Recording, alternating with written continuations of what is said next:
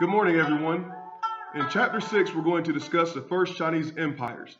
We're going to look at the Qin and Han dynasties, the many aspects of the society and how they were influenced by different philosophies, such as legalism, Taoism, and Confucianism.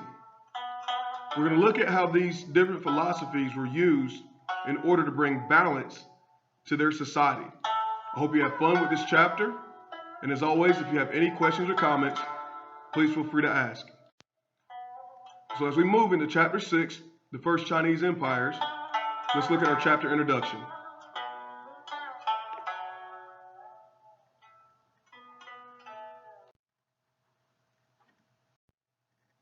All right, so the first Chinese empires, we're looking at the time period 221 BC up through AD 220. Our essential questions for this section are: how can differing philosophies influence a culture, and what factors can help a dynasty stay in power? The story matters. The Chinese Empire was first unified by Qin Shi Huangdi, who connected his provinces through a system of roads, a strong central government, and a common currency. Qin policies were influenced by legalism, which held that society requires strict laws in order to function. An alternative way of thought, Confucianism, held that people are basically good and only need compassionate rulers to guide them along the right path. The Han Dynasty, which emerged after the collapse of the Qin, continued many of the Qin policies, but adhered more to the teachings of Confucius than to legalism.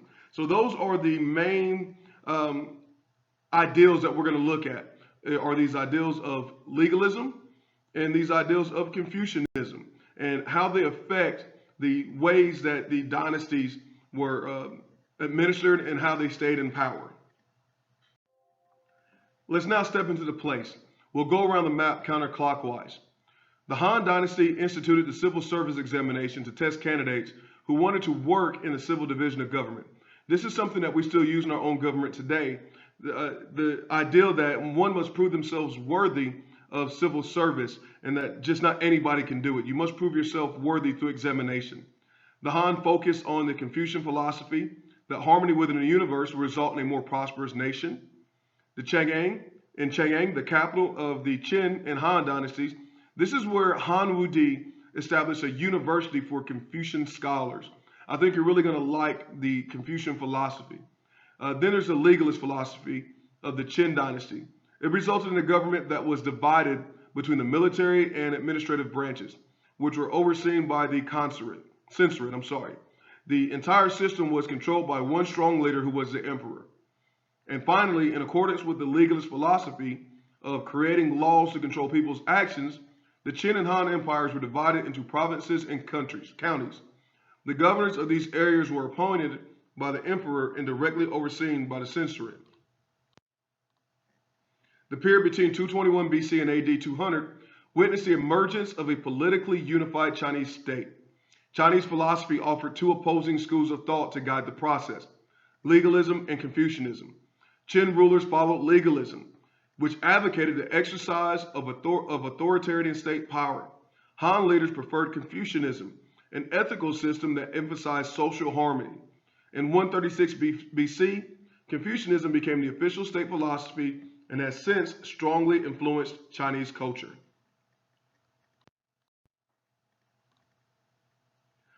There is a saying: the dull cannot even see what has already happened, but the intelligent can see what is yet to sprout. The people should not be consulted in the beginning, but they should join in enjoying the results.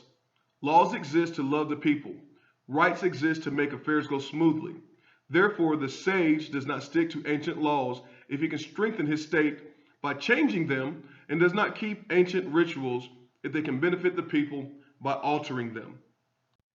This is a quote by Gunsun Yang. He's a Chinese statesman who reorganized the state of Qin. His opinion on ancient laws and rituals are this: he thinks that ancient laws exist to benefit the people and to make affairs go smoothly. But on the other hand, he believes that it is acceptable to disregard them, to get rid of these ancient laws and rituals if one can gain power or people can benefit from changing them. So it's one that looks back at the past, but at the same token, if those things from the past are no longer relevant, then why should we continue to do them? We have other things, other laws and rules that we can put in place that will benefit the current state. This is a very progressive thought process. Now, here's a quote that reflects the philosophy of Confucius. The ancients honored the use of virtue and discredited the use of arms. Confucius said, if the people of far-off lands do not submit, then a ruler must attract them by enhancing his refinement and virtue. When they have been attracted, he gives them peace. At present, morality is discarded and reliance is placed on military force. Troops are raised for campaigns and garrisons are stationed for defense. It is the long drawn-out campaigns and the ceaseless transportation of provisions that burden our people at home and cause our frontier soldiers to suffer from hunger and cold. Now, what this Confucian philosophy means is that Confucius respected the ancient ways, favoring virtue over military force. Confucius seemed disturbed by the idea that military force had replaced morality and that the use of military caused soldiers to suffer hardship from hunger and cold. Again, this is a progressive thought. I like this thought process because he says, why only use force? Why only use military power to demonstrate that you can be a good country, to demonstrate that you are a good ruler? Sometimes you should step back and allow people to be moral, to expect them to be moral and to do what is correct. So our first question is, how did legalist and Confucian philosophies affect the ways in which the Qin and Han dynasties governed? We'll dive into that as we move forward. So what those last two quotes are basically speaking on were from the first one from Gongsun Yang. He thought that laws were important and that rulers did not need to consult the people regarding their decisions. This is an anti-democratic approach, that the people don't have a voice and that the rulers should set the tone for everything and people are expected to fall in line even if they had differing opinion. Confucian philosophy expressed a different perspective. It says that the ruler should lead by example of his virtue, and then the people will naturally follow him and his example. As we step into the time, let's ask a few questions as we look at our timeline. Our first question is, when was Confucianism declared the imperial ideology of China? Take a few seconds and find that on the timeline. Our next question, how long did the Han Dynasty rule China?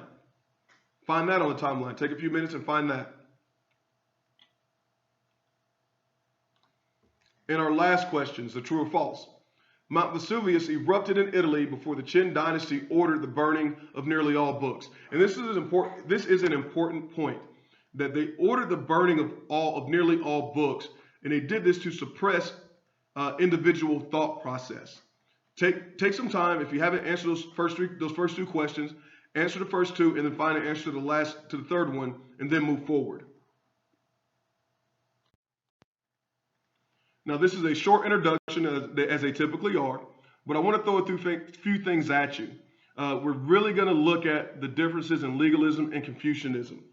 Qin rulers followed legalism. Please associate that, Qin, with legalism.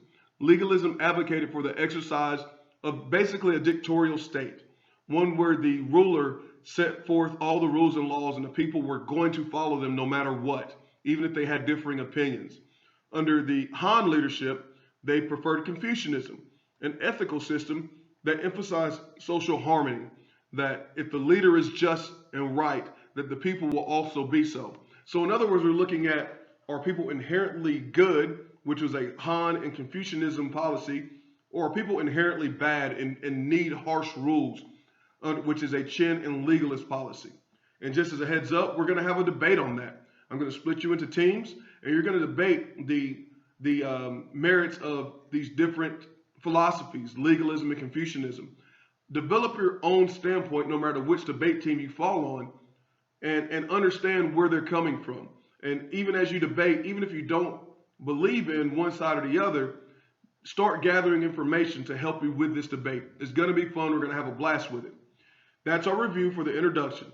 If you have any questions, comments, or concern, please feel free to email me. Always come see me in class, and make sure that you do your vocab activity for this first section, and know that we have a vocabulary quiz the next time we meet in class. As always, be safe. Can't wait to see you guys next time.